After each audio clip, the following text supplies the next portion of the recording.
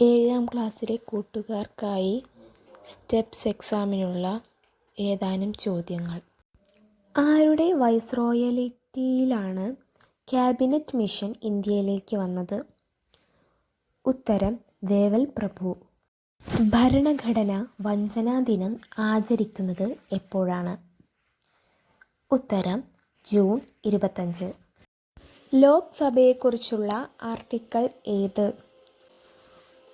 ഉത്തരം article 81. Indian പൗരത്വ നിയമം അവസാനമായി ഭേദഗതി ചെയ്തത് ഏതു വർഷമാണ്?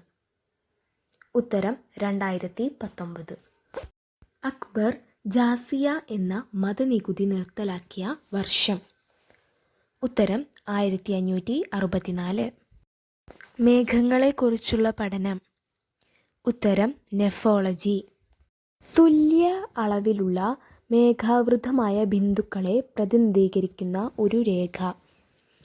ഉത്തരം ഐസോനെഫ്. ഇനിയും ഇതുപോലെയുള്ള വീഡിയോകൾക്കായി ചാനൽ സബ്സ്ക്രൈബ് ചെയ്യുക.